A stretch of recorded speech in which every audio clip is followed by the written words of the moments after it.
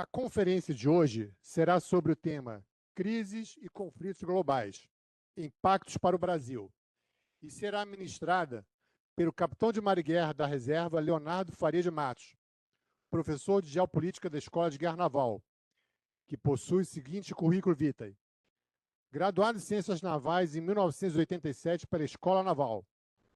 Dentre os diversos cursos militares, destaca o mestrado profissional em Ciências Navais, realizado na Escola de Guerra Naval, e o de Planejamento Conjunto do Joint Force Staff College de Norfolk, Virgínia, Estados Unidos. Comandou 2 navios, o navio Patrulha Guajará, no Rio de Janeiro, e o navio Patrulha Fluvial Roraima, em Manaus.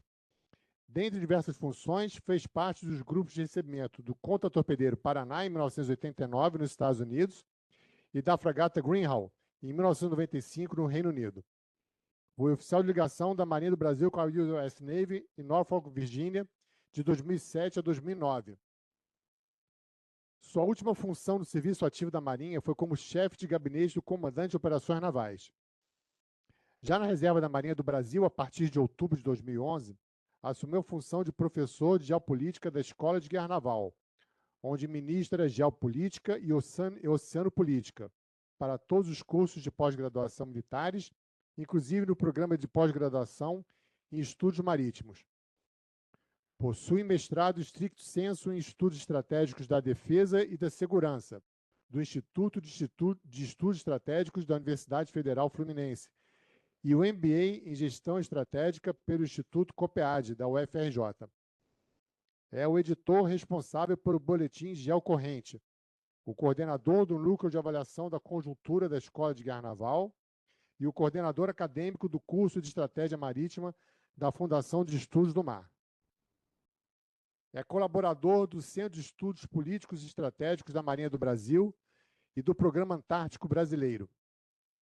Ministra palestras regularmente em diversas instituições da Marinha do Brasil, das demais Forças Armadas, na Escola Superior de Guerra, na Escola Superior de Defesa, no Colégio Interamericano de Defesa e em universidades no Brasil e no exterior. Expressa suas opiniões sobre geopolítica internacional semanalmente pelo seu canal Conexão Geo, no YouTube, Spotify e Instagram. Senhor conferencista, a audiência é composta por cerca de 523 discentes, que, em modo presencial à distância, aguardam com expectativa suas palavras e, a partir do presente momento, estão à sua disposição.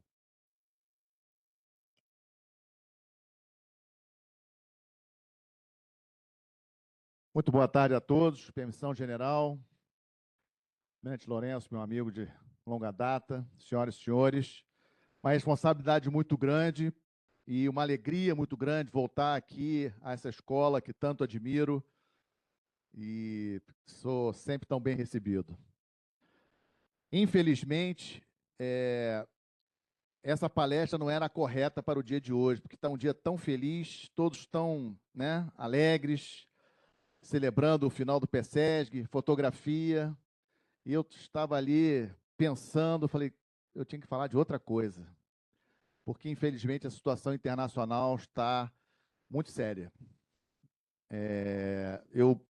Eu acho que é importante trazer isso para um público tão selecionado, como é o caso das senhoras e senhores, mas queria prepará-los, sei que a grande maioria já acompanha, mas a situação está muito preocupante na minha avaliação.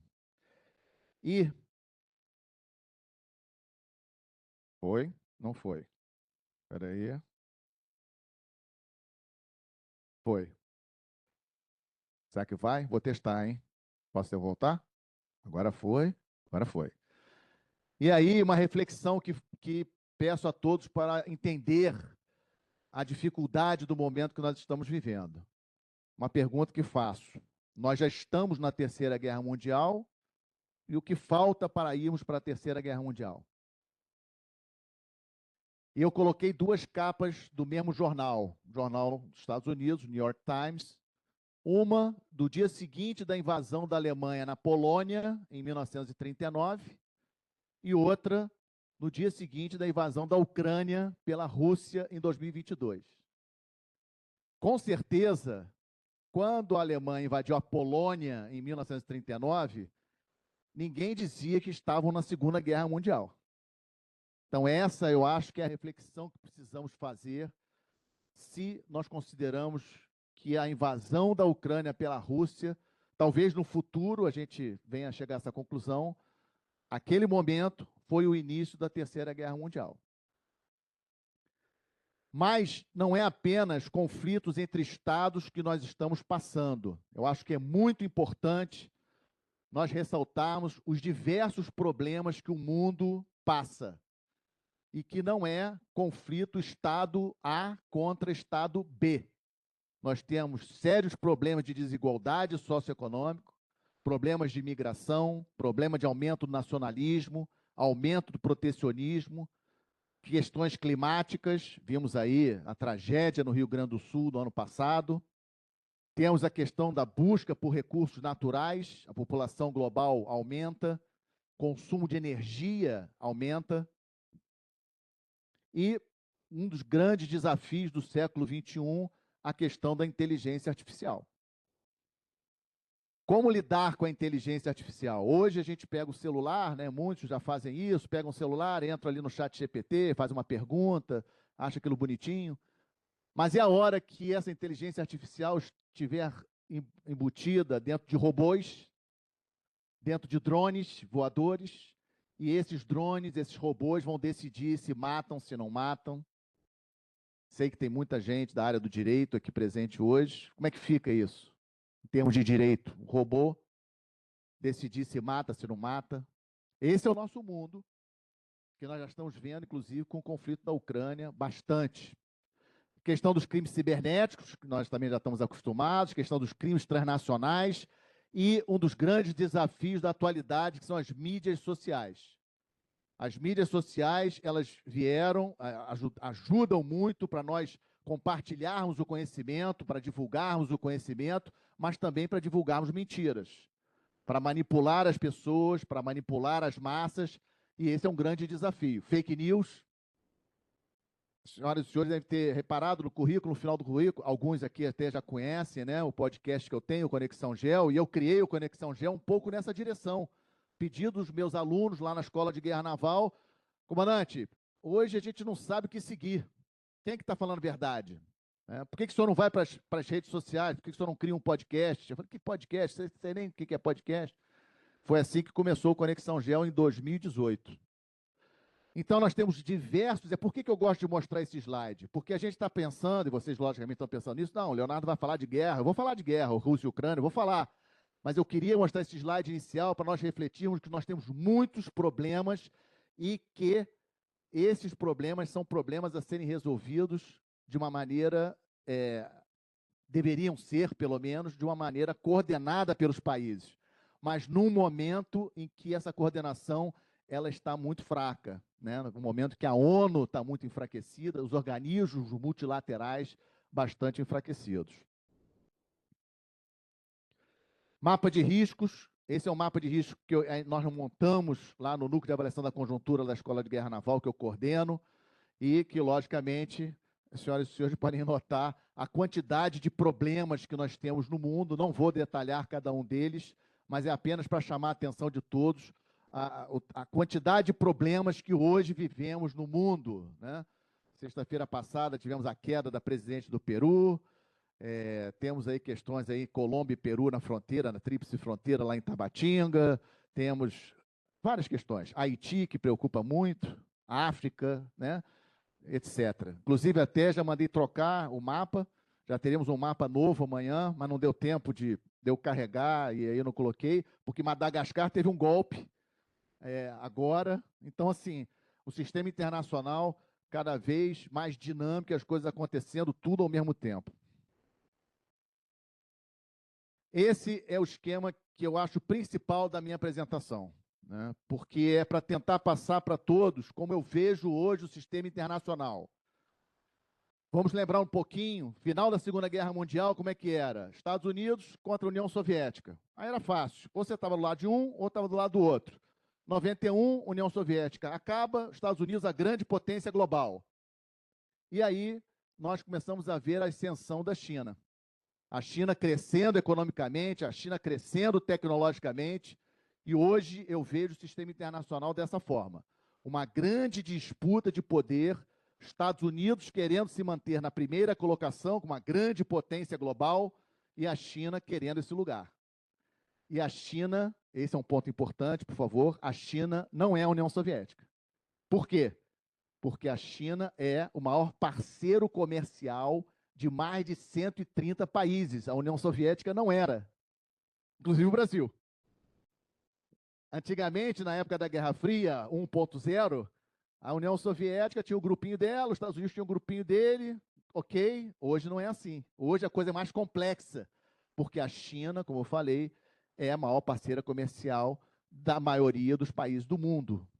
E aí, do lado da China, temos aquele bloco Rússia, Irã e Coreia do Norte. E aí, o Trump, por exemplo, a ideia do Trump de tirar a Rússia, qual o grande medo dos Estados Unidos? É essa aliança China e Rússia. Duas potências militares fortíssimas, nucleares. Essa é uma grande preocupação geopolítica dos Estados Unidos. Porque qual é o principal interesse dos Estados Unidos? Se manter no primeiro lugar. Ele é o primeiro colocado, é a grande potência do planeta. O que os Estados Unidos quer? Se manter no primeiro lugar. Então, uma grande preocupação que os Estados Unidos têm é justamente essa união de China e Rússia. Aí temos Irã, temos Coreia do Norte, Estados Unidos tem o grupo de países da OTAN, países da Ásia, Coreia do Sul, Japão, Austrália, muito aliados militarmente com os Estados Unidos. E aí vocês devem estar se perguntando por que o Leonardo colocou Índia e Brasil de amarelo. Por que Índia e Brasil estão de amarelo? Porque tanto nós como a Índia queremos nos posicionar de uma maneira neutra no sistema internacional. Só que nós não somos Índia. Nós queremos ser, mas nós não somos. E isso vocês, nós aqui todos, têm que entender essa diferença. E o que nos difere da Índia? Poder militar.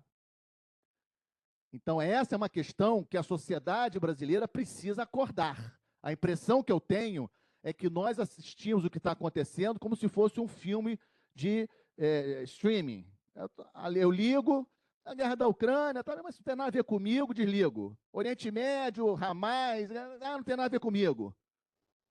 Então, nós estamos passando por um momento muito sério, organismos multilaterais muito enfraquecidos, ONU, qualquer organismo multilateral muito enfraquecido, e essa disputa de poder entre Estados Unidos e China me preocupa bastante. Esse ano tivemos a chegada do Trump 2.0, e ele chegou cheio de energia, né? Aliás, me dá um trabalho danado, porque ele faz política externa pelas redes sociais. Então, eu estou falando com vocês aqui, ele pode estar postando uma coisa, eu não estou vendo. É tipo isso. Aí eu começo a sentir um barulhinho aqui, é algum pesquisador meu me dizendo, chefe, o Trump falou isso, o Trump postou isso, porque é impressionante. Diariamente, o presidente dos Estados Unidos posta, no mínimo, 1, 2 mensagens sobre algum tema internacional. Fora o que ele fala, né? Tem o que ele posta e também tem o que ele fala. Então, para acompanhar, é exaustivo, exaustivo. E aí, será que o que ele falou é isso mesmo? Será que ele vai fazer isso que ele falou? Não sei. Não tem como saber. Então, o Trump é um grande desafio. Mas o que é mais importante desse slide aqui, o que é mais importante do Trump 2.0 para a gente não esquecer? É que o Trump está mostrando para a gente como é que é o mundo real. Esse é o mundo real. É o mundo do mais forte. É o mundo do mais rico. Né? E durante essa apresentação vou mostrar alguns exemplos do que eu estou falando. É para acordar a gente. A gente, às vezes, fica chateado com uma coisa ou outra que a gente vê no sistema internacional, mas o Trump veio mostrar para a gente como é que é o mundo real. E o mundo real é o mundo de quem tem mais poder. E aí tem só que, lembra que eu falei para vocês? China não é a União Soviética. E aí o Xi Jinping, presidente da China, fez uma reunião da organização de Shangri-La no final de agosto. Vocês lembram que o Trump tinha imposto tarifas sobre a China. Lembra das tarifas sobre sobre a Índia? 50%, que nem o Brasil. Tarifas sobre a Índia.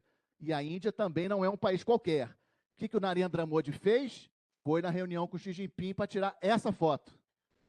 O Narendra Modi foi a Pequim para tirar essa fotografia. e ela rodar o mundo, e a turma em volta do Trump fala assim, presidente, se já estava ruim Rússia com China, Rússia, China e Índia, é o caos. Essa fotografia foi para o Trump. Isso aqui não foi sem querer, foi coincidência. Não foi coincidência. Mas aqui tem uma questão importante que a gente não pode esquecer. Índia e China têm questões geopolíticas seríssimas. Tem uma grande disputa de poder ali na Ásia, já tiveram guerra em 1962, já tiveram conflito na fronteira lá no Himalaia em 2020, militares morreram dos dois lados. E isso é, digamos assim, a garantia de que isso aqui foi apenas uma foto e não será uma aliança militar entre esses três países. Mas vamos falar de conflito. Rússia e Ucrânia. Essa é a situação. Cerca de 20% do território ucraniano dominado pela Rússia. Rússia com muita dificuldade de avançar, a Ucrânia conseguindo defender bastante o seu território. E uma das coisas que a Ucrânia trouxe de novidade, o drone naval. O drone naval é a grande novidade militar desse conflito, porque o drone aéreo a gente já tinha visto em outros conflitos. Mas o drone naval, aquela fotografia de um drone se aproximando de um navio de guerra russo, um drone ucraniano se aproximando de um navio de guerra, que ficou daquele jeito. O navio de guerra russo teve que ser rebocado, quase afundou, por causa desse drone ucraniano. E a gente não tem mais escutado nada sobre Mar Negro, operações no mar, navios, a gente não tem escutado. No início da guerra teve. Vocês lembram, né? O navio russo que foi afundado. Tinha. Não é o caso mais, por causa dos drones navais. E aí o Trump, amigão do Putin, né? Fiquei até animado. Chamou o Putin para o Alasca, conversou com o Putin. Isso foi uma sexta-feira. Na segunda-feira, o Trump conseguiu reunir vários líderes europeus na Casa Branca. Gente, isso aqui não é simples, não. A reunião com o Putin foi na sexta, no sábado ele ligou, tocou reunir para Reino Unido. Olha o poder que esse cara tem, olha o poder do Trump. A reunião com o Putin foi sexta, no sábado o Trump mandou ligar para os líderes da Europa para chamá-los na Casa Branca na segunda-feira, junto com o Zelensky. Eu fiquei bem animado com essa fotografia aqui, mas estava errado. E aí nós tivemos, em setembro, os ataques de drones, não ataques, mas o sobrevoo de drones russos na Polônia. Não sei se vocês acompanharam, fechou o aeroporto de Varsóvia, por exemplo, e depois começaram a aparecer drones em outros lugares. Começou a aparecer drone em Munique, começou a aparecer drone na Dinamarca, e aí começou a tocar um terror na Europa. Como é que a gente vai fazer? Começaram a falar de muro anti-drone, de uma parede de drones, de uma defesa da Europa contra drones. Aí teve uma reunião dos líderes europeus, saindo da reunião com a seguinte conclusão: em 2027 a gente consegue. Há 2 anos. Olha só, mas isso é sério, situação séria. Hoje, como é que nós estamos em relação ao conflito? Ucrânia atacando a infraestrutura de energia da Rússia, tentando debilitar refinarias russas, ou seja, focando no ataque às fontes de energia russa e fontes de recursos, né? A Rússia ganha muito dinheiro exportando diesel, exportando gasolina. O Trump dá ares de que agora vai fazer alguma coisa em relação à guerra da Ucrânia, mas é difícil da gente entender como que isso vai ser feito, é muito complicado, porque a Rússia não é um país qualquer. Nós estamos falando de uma mega potência nuclear, um país que tem uma autoestima muito forte, tem um passado, e os meus ex-alunos, tem alguns ex-alunos meus aqui, saúdos todos, queridos, muito queridos, obrigado por me aguentar mais uma vez. Eu falo para eles nas minhas aulas com eles, falei para eles nas minhas aulas, base para se analisar geopolítica, geografia e história. Aproveitar, né, os mais jovens aqui que, se querem entender geopolítica, tem que entender de história, tem que entender de geografia. Abre o mapa, vê onde fica, vê o tamanho, vê as fronteiras terrestres. Isso tudo também tem importância na análise geopolítica. Eu estive na Europa, em Portugal, 2 semanas atrás, reuniões com o Ministério da Defesa português. Os europeus estão muito preocupados com a possibilidade de uma guerra com a Rússia. Eu fiquei mais preocupado. Eu estava preocupado, saí de Portugal mais preocupado. Porque há um sentimento na Europa, todos os países europeus estão aumentando o seu material de defesa, orçamento de defesa, falando de serviço militar obrigatório, várias questões. A Europa está muito preocupada com a Rússia, achando que a Rússia não vai ficar só pela Ucrânia, que o Zelensky, o que acontece? Qual é a situação aqui dessa guerra? Se vocês fossem o presidente da Ucrânia, vocês iam aceitar aquele território que hoje a Rússia ocupa como território russo? Muito difícil, né? O Putin vai devolver aquele território para a Ucrânia? Não vai devolver. Como é que resolve essa guerra? Então, hoje, o impasse está muito complicado. E, como eu falei, a Rússia é um país mega nuclear. Então, não dá para apertar muito a Rússia, porque a gente tem que... O que pode vir a acontecer. O Putin tem que sair desse conflito achando que ganhou. Ou mesmo que ele saiba que não ganhou, ele tem que, em casa, passar a impressão de que ele ganhou. Ele não pode passar a impressão que ele perdeu. Porque, na minha opinião, ele perdeu. Já perdeu. Mas ele tem que passar a impressão de que ele ganhou. Então, muito difícil a questão Rússia e Ucrânia. Essa questão aqui, eu até botei já ali uma data final, que foi segunda-feira agora, 13 de outubro. Né? Talvez, pelo menos em relação ao Hamas, melhorou. Mas eu acho que não vai ser. Mas vamos dar uma esperança. Eu botei aqui, eu não tinha colocado não, mas aí o Almirante Lourenço pediu, não, mas é encerramento do curso, bota uma coisa, uma notícia boa, senão você só vai notícia ruim. Aí eu botei ali uma data para a gente dar aquela esperança de que ali no Oriente Médio vai melhorar a situação. Não podemos esquecer disso aqui, né? Muito, muito impactante. Não sei se tiveram a oportunidade de ver os documentários que já tem aí sobre o que foi o 7 de outubro. Recomendo. Tem até um filme já que já está começando a ser vinculado aí, Paramount. Eu acho que é Paramount. Já tem um filme já do 7 de outubro falando o que aconteceu. Muito impactante.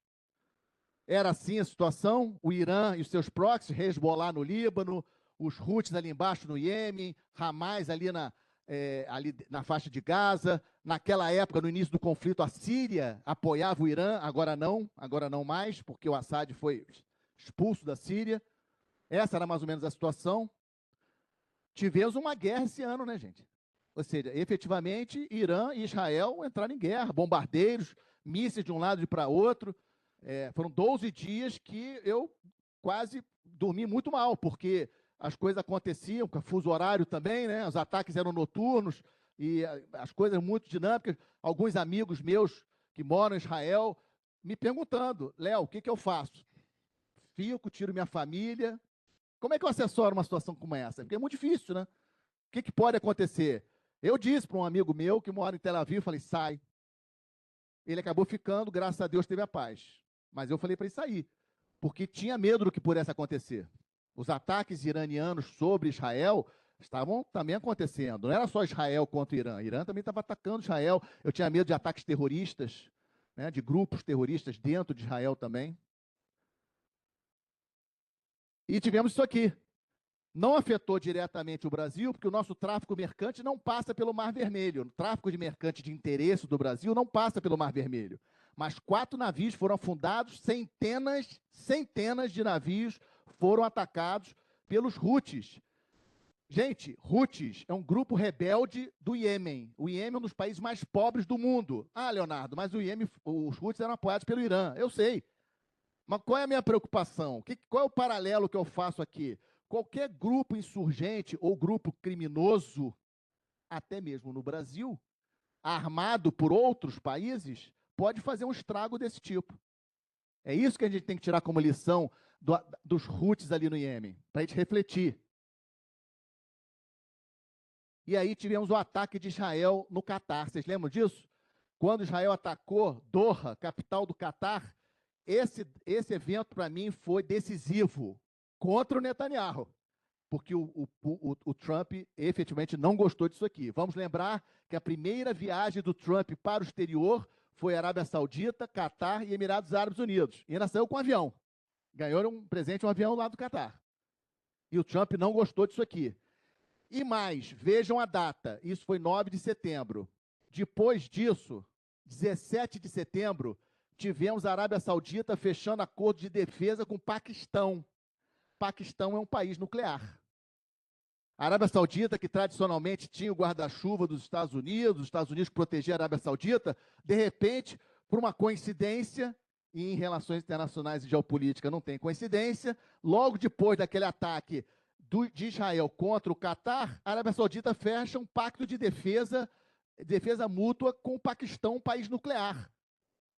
E aí o Trump foi em cima do Netanyahu e forçou o Netanyahu. Netanyahu foi à Casa Branca, não sei se viram, telefonou para o emir do Catar para pedir desculpas. Tem fotografia mostrando o Netanyahu ligando para o emir do Catar para pedir desculpas daquele ataque, na frente do Trump. Veja o poder dos Estados Unidos.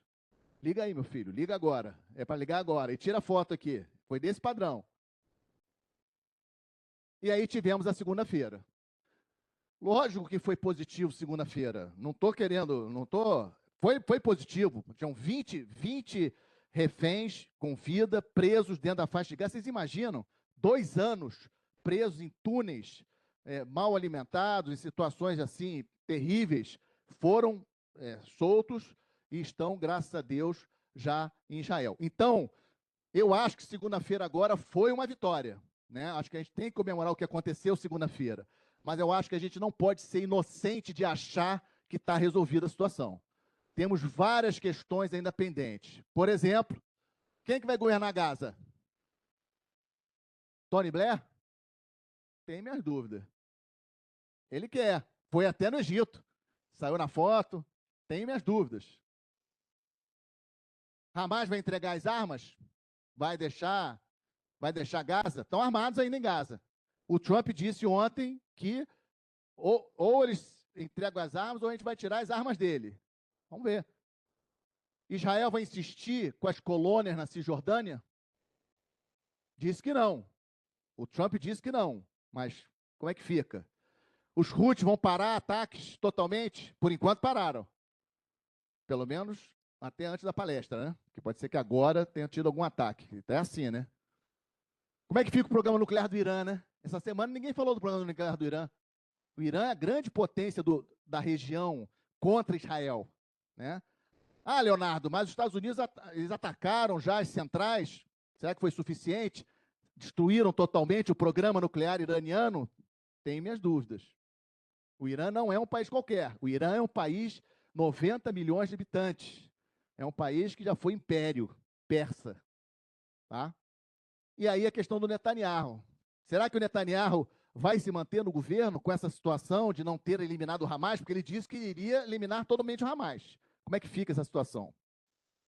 Índia e Paquistão, não podemos esquecer, tivemos uma guerra, 2 países nucleares, guerra esse ano, muito sério isso, mas essa é a grande questão do século XXI, a disputa entre China e Estados Unidos. Essa é a grande questão militar, na minha opinião, a questão de Taiwan. Eu acredito que a China, em algum momento, vai atacar Taiwan porque Taiwan é uma província rebelde, vai atacar Taiwan porque o Xi Jinping quer ser o novo Mao Tse-tung, ele mudou a Constituição chinesa para se eternizar no poder, é só ver a história. Depois que o Mao Tse-tung morreu, a Constituição chinesa foi alterada para limitar o mandato do presidente a 2 mandatos de 5 anos. O Xi Jinping mudou, ele agora pode ficar eternamente no poder. Um cara desse, por isso que na análise geopolítica a gente tem que também incluir a análise do líder. O Xi Jinping quer ser o novo Mao Tse-tung. E para ser o novo Mao Tse-tung, ele tem que unir a China. E para unir a China, ele tem que conquistar Taiwan. E os taiwaneses não vão aceitar virar chineses, porque os taiwaneses são taiwaneses desde 1949, quando se separaram. Esse aqui é um infográfico do último grande exercício que a China fez em torno de Taiwan este ano. E ali são as palavras do ministro da Defesa chinês, que pela primeira vez na história é um almirante e não um general. Por que o Xi Jinping escolheu como ministro da Defesa um almirante e não um general dessa vez? Pode ser coincidência? Estou meio velho para acreditar em coincidências. E aí tivemos esse imbrógliozinho agora, semana passada, das terras raras. Saiu vários artigos aí na mídia nossa, nacional, sobre a questão das terras raras. A China tem 75% das reservas globais, 90% do refino, dos minerais de terras raras, que são importantíssimos para a defesa, para a tecnologia, etc. E o Trump fez esse textão aqui, que eu não vou ler para vocês, mas nesse textão, em linhas gerais, ele diz o seguinte: 100% de tarifa a partir de 1º de novembro para a China. Aí voltou a guerra entre China e Estados Unidos em termos de tarifa, porque eles tinham combinado essa reunião para acontecer agora na Coreia do Sul. Será que vai acontecer? Não sei se vai acontecer. Ninguém sabe se essa reunião vai acontecer, o encontro entre os dois líderes mais importantes do mundo atualmente. Então, situação China-Estados Unidos, uma grande incógnita. A China não é a União Soviética, a China é muito mais desenvolvida tecnologicamente, em termos de comércio mundial, muito mais conectada com o resto do mundo. A China crescendo em termos de forças armadas, então é um grande desafio, e esse conflito aqui pode efetivamente acontecer em algum momento no futuro. E na nossa América do Sul, me preocupa demais a questão das organizações criminosas. Temos algumas eleições para ocorrer agora, aí para frente. O Milei provavelmente não está dormindo, muito preocupado com as eleições legislativas lá do dia 26 agora de outubro, presidente da Argentina. Teremos metade da Câmara dos Deputados trocadas na Argentina, 1/3 do Senado, metade da Câmara. Mas a grande questão na nossa região, em termos de conflito, é esse daqui. A Venezuela considera que 2/3 da Guiana, que se chama a região do Essequibo, faz parte da Venezuela. Esse é o mapa oficial da Venezuela. Em maio desse ano, teve eleição para governador na Venezuela. E eles elegeram um governador para o estado de Guiana Essequiba. É uma coisa surreal.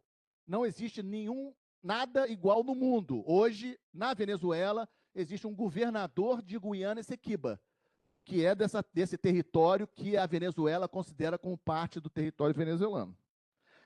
E aí, para melhorar um pouquinho a situação, vem os Estados Unidos e resolve fazer uma guerra ao narcotráfico. E concentra uma grande quantidade de meios de combate no Caribe e em Porto Rico. Aeronaves de combate, navios de combate, fuzileiros navais. Ou seja, a situação ali no Caribe está muito séria. E tivemos isso aqui. Ontem, inclusive, teve mais uma embarcação atacada pelos Estados Unidos. A 5ª embarcação destruída foi ontem. Mais venezuelanos morreram sumariamente. Peço ajuda ao pessoal do direito. Sumariamente. Né? Não teve investigação nem nada. Os Estados Unidos considerou que eram narcotraficantes e destruiu as embarcações, matando todo mundo que tinha dentro. Aí, Silas deve estar perguntando assim, doutor Silas está perguntando assim, pô, comandante, mas isso não tem nada a ver com a gente, né? Até a hora que essa embarcação sair da ilha do Marajó. Ou do Amapá, ou do Maranhão. Até a hora que aquela esquadra americana, aqueles navios de guerra dos Estados Unidos, resolverem fazer a mesma coisa dentro da nossa Amazônia Azul. Só para a gente refletir. E aí a gente faz o quê? Chora? Reclama? Com quem? Com o Papa? Na ONU? E o Brasil? O que somos e o que queremos ser? O que é o Brasil? O Brasil é um país importante no sistema internacional? Somos importantes, não somos importantes ou queremos ser importantes? Gosto muito desse slide. Países grandes geograficamente, países com população acima de 100 milhões de habitantes, países com PIB acima de $1 trilhão. E olha só o que sobrou. Estados Unidos, Rússia, Índia, China e Brasil. Olha isso. Não fui eu que fiz isso aqui, não. Isso aqui não é eu acho isso. Isso aqui são números. Tamanho do território, tamanho da população, tamanho da economia. E aí, quando a gente olha esse grupinho, esse clube aqui do meio, qual é a diferença da gente em relação aos outros 4? Poder militar. Não é isso? E aí? Vamos continuar vendo filme da Netflix? Muda o canal, bota outro, vê, né? Vê um jogo, Campeonato Brasileiro. Vamos lá. Entorno estratégico brasileiro. Qual é a região do Brasil mais vulnerável? Nossa Amazônia Verde. Essa é a área, e eu falo com certa propriedade, porque tenho muito orgulho de ter comandado na Amazônia, conheci 4 pelotões de fronteira do meu comando, viajando com o meu navio, então acho que posso falar com propriedade em relação à nossa Amazônia Verde. Mas, até por ter servido, trabalhado lá, posso afirmar para vocês, a ameaça ao Brasil não virá pela floresta amazônica. Ela virá pela Amazônia Azul. É por aqui que a grande ameaça vai chegar. Até para chegar na Amazônia Verde, mas vai vir por aqui. E aí, na Amazônia Azul, não tem Polícia Federal, não tem Polícia Militar, não tem Marinha do Brasil, Força Aérea, é o que a gente tem para atuar na Amazônia Azul. Então, isso é muito importante da gente entender. É um tremendo de um espaço, estou falando de 5,7 milhões de quilômetros quadrados. É uma área muito grande. Eu não tenho como colocar um pelotão de fronteira na Amazônia Azul. Né? É mar. Esse aqui é um outro grande desafio. Margem equatorial. Isso vai sair, a exploração na margem equatorial vai acontecer e é um grande desafio também para as Forças Armadas, todas elas. Por quê? Porque, obviamente, vai aumentar o interesse na região, vai aumentar problemas, vai ter riqueza, mas também vai ter problemas, né? E nós temos que estar preparados para o aumento de embarcações, aumento de problemas, questões ligadas ao mar, que, obviamente, também vão afetar a parte terrestre. Já tive a oportunidade de falar isso, Comando Militar do Norte, do nosso Exército, Comando do 4º Distrito Naval da Marinha, alertada a necessidade de nós pensarmos essa região, como fazê-lo. Foz do Rio Amazonas, importantíssimo. E essa região, importantíssimo para o agro nosso. Hoje o nosso agro tem escoado muita soja, muito milho, pelos portos daquela região. O pessoal chama de Arco Norte. E essa é a proposta da defesa brasileira. Esse é o principal programa da defesa brasileira para proteger o nosso país, o submarino de propulsão nuclear. E por que ele é importante? Porque o submarino nuclear não tem armas nucleares. O nosso submarino não terá armas nucleares, porque assim está previsto na nossa Constituição. Mas o submarino nuclear ele tem uma velocidade muito grande, uma capacidade de ficar debaixo d'água muito grande. Vou dar só um dado para vocês. Hoje, a nossa força de submarinos, que é convencional, está aqui no Rio de Janeiro. Um submarino convencional chega na foz do Rio Amazonas em 15, 16 dias. Um submarino nuclear, 4, 5 dias. Uma força naval sai do porto de Norfolk, da base naval de Norfolk, nos Estados Unidos, onde eu tive a oportunidade de trabalhar, e chega primeiro na foz do Rio Amazonas do que um submarino nosso sai daqui para ir para lá. É essa vulnerabilidade que nós temos hoje. Então, um submarino de propulsão nuclear dá uma vantagem operacional muito grande para a defesa do nosso território. Como eu falei, a nossa grande vulnerabilidade, pelo vazio que é a nossa Amazônia Verde, general. Mas eu estou convencido que a ameaça para a nossa Amazônia Verde virá pela Amazônia Azul. E só para lembrar, nós estamos num jogo complicado. Somente 6 países do mundo possuem submarinos de propulsão nuclear. Só 6. O Brasil quer ser o 7º. E a Austrália está competindo. Talvez a Austrália chegue antes. Talvez a Austrália consiga ter o submarino de propulsão nuclear antes do Brasil, porque a Austrália está sendo ajudada pelos Estados Unidos. Vejam quem são os países que têm submarino de propulsão nuclear. Os 5 membros permanentes do Conselho de Segurança da ONU, mais a Índia. Lembra que eu falei que a Índia não é um país qualquer? A Índia já tem submarino de propulsão nuclear. Só 6. Somente 6 países possuem. É caro? É muito caro. Mas qual é o preço da nossa soberania? Como é que a gente mede isso? Não poderia deixar de falar de Antártica, porque ninguém fala de Antártica, né? Então eu falo sempre de Antártica, sempre que eu posso, meus ex-alunos sabem disso. Antártica, gente, é um continente que não tem dono. Alguém tem dúvida da quantidade de riquezas que a Antártica possui? Debaixo daquela camada de gelo, a quantidade de riquezas, minerais, terras raras, etc., que tem na Antártica? E a Antártica não tem dono. A Antártica tem um tratado, proíbe a exploração mineral, porque às vezes eu escuto isso. Não, Leonardo, mas a Antártica tem um tratado. Eu falei, tratado é papel, pô. Tratado, as grandes potências, na hora que quiser, rasgam e descumprem tratados. A Rússia invadiu a Ucrânia. E aí? Não tem. Na hora que as grandes potências decidem fazer o que interessa a elas, vão fazer. E hoje a gente só tem uma estação lá na Antártica.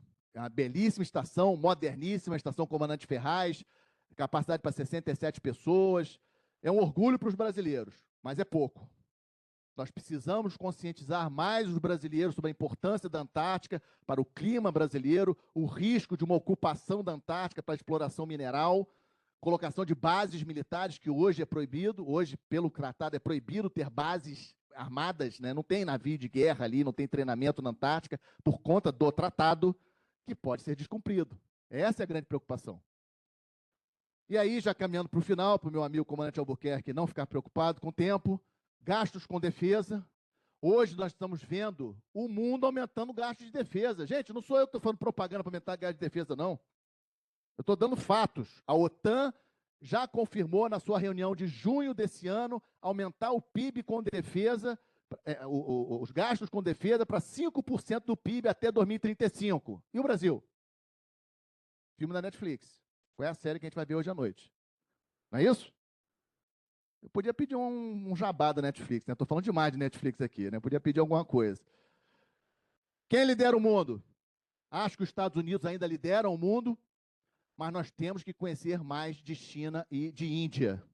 Tenho sempre incentivado meus alunos que, se possível, estudem mais China e Índia, entendam mais a história desses países que já foram grandes potências globais. China e Índia já foram potências globais. As duas maiores populações do planeta. Outra questão importante, a Europa está tentando se ficar mais independente dos Estados Unidos, em função do Trump 2.0. Acho uma grande oportunidade para o Brasil em termos de aproximação com a Europa, tenho incentivado muito isso, comentei há 2 semanas atrás, estive em Portugal, há uma preocupação do nosso Ministério da Defesa de aproximar com os países da OTAN, dos países europeus de uma maneira geral. América do Sul, nós temos metade da população da América do Sul, sabiam disso? Se pegar todos os países da América do Sul, somar a população, metade é Brasil. Se somarmos todos os PIBs da América do Sul, metade é Brasil. Nós somos a potência da América do Sul. Pô, potência? É, potência. O pessoal tem meio vergonha de falar potência, que a gente é potência. Nós somos a potência da América do Sul. Só que ser potência tem responsabilidade. Essa aqui é a principal escola superior de guerra da América do Sul. A responsabilidade que eu coloquei no general. É uma responsabilidade. É verdade. Porque essa aqui é a principal. Tem outra? Qual é a outra? Na América do Sul? Com a quantidade de cursos, com a quantidade de alunos. Não é isso? Então, nós temos que ser mais, temos que ter essa mentalidade de liderança aqui na América do Sul, que eu acho que ainda falta para a gente, porque nós ficamos, tem as questões ideológicas e tem aquela questão de que a gente não se sente potência. Nós somos potência e temos que liderar. Esse é um grande desafio. Sem esquecer da costa ocidental da África, sem esquecer da Antártica. Tecnologia, para fechar a minha apresentação. Isso aqui é importantíssimo. Hoje, nós estamos na era dos drones, na era da computação quântica, inteligência artificial, e isso só vai aumentar. Nós temos que aumentar os nossos investimentos em tecnologia. Temos que botar a garotada, né, para pensar em soluções para os desafios brasileiros. Não podemos ser uma colônia digital. É ótimo nós sermos campeões do agro, é ótimo. Não é para a gente ficar chateado de ser o campeão do agro. Não é para a gente ficar chateado de sermos grandes exportadores de minério de ferro, não. Orgulho. Mas não pode ser só isso. Eu não posso pegar a balança comercial brasileira e ver que é soja, minério de ferro, petróleo, milho. Cadê os produtos com tecnologia? Nós precisamos mudar isso. Tá? Então, fiquem com isso na cabeça. Um merchandisingzinho, esse é o boletim geocorrente, que a gente produz lá na Escola de Guerra Naval, eu junto com 65 pesquisadores civis, quinzenal, essa semana está saindo 221, 11 anos que temos esse trabalho. O podcast, que foi comentado aí no início, está no YouTube, está no Spotify, está no Instagram, é onde a proposta do Conexão Geo é tentar levar uma análise geopolítica o mais equilibrada possível, que eu tento fazer, sem paixões, sem ideologias, sem ficar puxando para um lado, puxando para o outro, para tentar levar ao meu público uma informação, uma análise do que está acontecendo nesse mundo cada vez mais complexo. E eu gosto sempre de encerrar as minhas apresentações com essa carta náutica, que é produzida na Diretoria de Hidrografia e Navegação da Marinha do Brasil, porque ela é centrada em Brasília. Ou seja, nessa carta náutica, a gente consegue ver, por exemplo, como a Antártica está perto da gente. Porque nas cartas, nos mapas normais, a gente vê aquele filetezinho branco, né? A gente nem repara que a Antártica existe. Então, nessa carta náutica eu gosto muito, porque ela é centrada em Brasília. Acho que nós temos muitos problemas internos que temos que resolver. Eu não sou bobo, eu sei disso, mas temos muitas questões para nós nos orgulharmos. Até ele concordou lá atrás. Nós temos muitos pontos para nós nos orgulharmos. Né? Nós temos uma população acolhedora, né? Nós não temos, às vezes tentam colocar em cima da gente algumas questões, nós não temos questões, judeus e muçulmanos convivendo bem aqui no Brasil, religiões diferentes, raças diferentes. Temos problemas? Temos, mas comparado com outros países, nós não temos problemas. Comparado com outros países, não temos problema. Eu, graças a Deus, conheço muitos países. Comparado com outros países, nós não temos esse tipo de problema que às vezes tentam colocar em cima da gente. Não temos. Então, somos um campeão do agro, alimentos, temos água, temos energia, temos um meio ambiente estável, comparado com outros países, produzimos energia limpa, comparado com outros países, somos um campeão disso, preocupados com questões do meio ambiente. Então, temos muitas questões para nos orgulharmos. Mas nós precisamos investir em defesa. Ah, Leonardo, mas a gente não tem ameaça. Não. Se me perguntarem, já vou logo matando aqui, se quiser perguntar uma coisa. Nós não temos uma ameaça direta. Hoje, quem ameaça o Brasil? Não sei. Só que capacidade de defesa, concordou comigo, capacidade de defesa demora.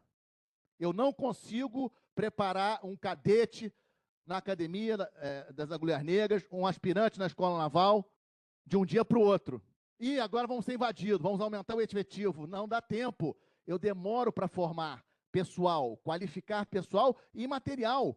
Nós estamos construindo a fragata classe Samandaré lá em Santa Catarina, 5 anos cada uma para ficar pronta. Então não adianta o presidente chegar e dar um cheque em branco para o ministro da Defesa e falar assim, resolve aí. Não dá tempo. Capacidade de defesa demora. Então nós precisamos conscientizar a sociedade do que está acontecendo no mundo atual, né? Lembrando que se nós queremos manter a defesa do Brasil, sermos efetivamente soberanos, nós temos que aumentar a nossa capacidade de defesa. É o ferrolho da nossa porta. Ninguém aqui dorme de porta aberta, eu acho. E as Forças Armadas, a fechadura da porta, o cadeado da porta. De novo, temos muitos problemas. Hospitais, escolas, estradas, infraestrutura, etc. Mas e a Índia? A Índia não tem problemas? A Índia investe em defesa. A Índia é mais fácil da gente associar por causa de Paquistão, por causa de... É mais fácil convencer a sociedade indiana, porque a ameaça está mais ali do lado. Mas esse mundo complexo, com todos os exemplos que eu tentei passar para vocês agora, nesse tempo que eu tive com vocês, peço a vocês entender e divulgar a necessidade de nós protegermos o nosso país que tanto amamos. Muito obrigado, agradeço demais, mais uma vez, general.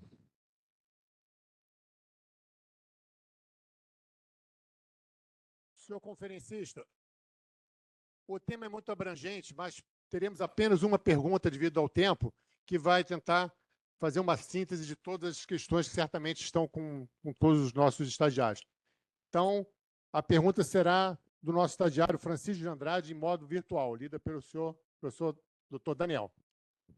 Comandante, qual é o principal desafio hoje que o Brasil enfrenta em um cenário de crises e conflitos globais? Obrigado. Eu diria que o maior desafio para nós é exatamente como eu fechei a minha apresentação, convencer a nossa sociedade da necessidade de investirmos mais em defesa. Isso é muito difícil. Eu entendo perfeitamente que é difícil, porque como nós não temos uma ameaça clara, a gente deixa para depois. Não é uma prioridade, nós não estamos sendo atacados. E a ideia do meu podcast, a ideia dessas palestras, é justamente levar para um público super selecionado, como é o caso de vocês, essa mensagem. Temos muitos problemas internos para resolver, temos. Precisamos de recursos para consertar várias coisas no Brasil. Mas qual o preço da nossa soberania?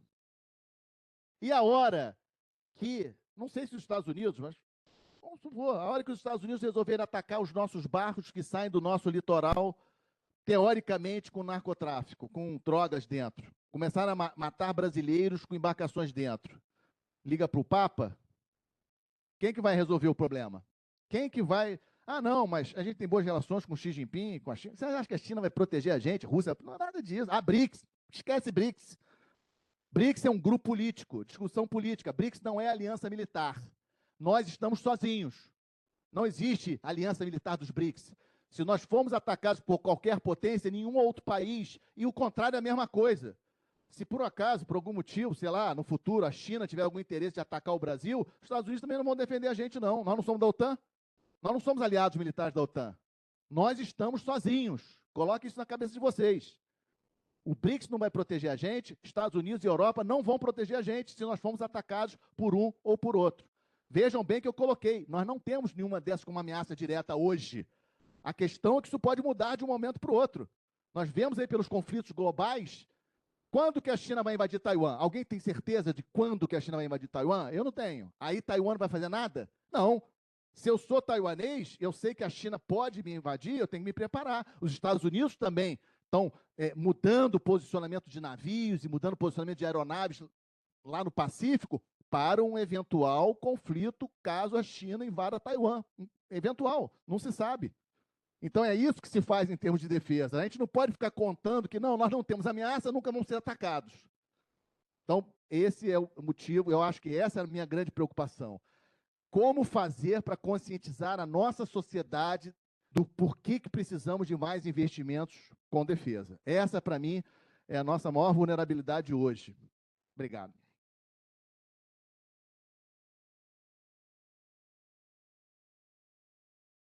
Senhor conferencista, é tradição dessa escola que haja um agradecimento em nome do senhor comandante e em nome da turma. E, para tal, convido o estagiário Diego Alves do Amaral para realizar o agradecimento e entrega do certificado.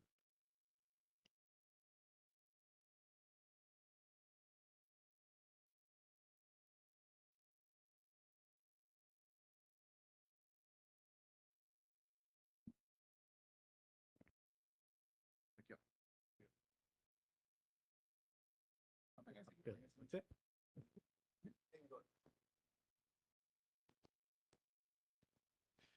Em nome do comandante da Escola Superior de Guerra, General de Divisão Alexandre Oliveira Catanhede Lago, e em nome da turma do PSESG 2025, agradeço ao comandante Leonardo Faria de Matos pela conferência sobre o tema Crises e Conflitos Globais, Impactos para o Brasil. Agradeço todo o conhecimento compartilhado conosco nessa tarde tão especial de aula de encerramento. Obrigado.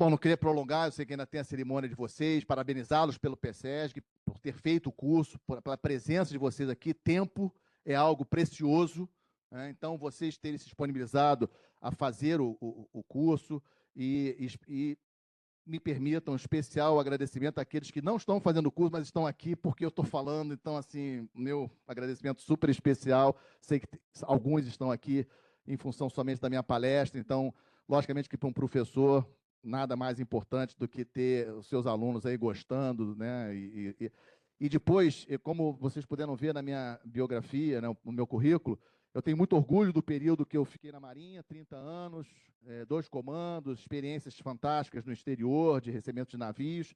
E essa nova etapa da minha vida, 14 anos já, lá na Escola de Guerra Naval, como professor de geopolítica, tem sido assim super especial, principalmente pelo reconhecimento dos meus alunos, reconhecimento de quem me escuta. Então, super obrigado pela atenção. Sucesso aí no prosseguir aí da vida de vocês. Fiquem com Deus. Muito obrigado.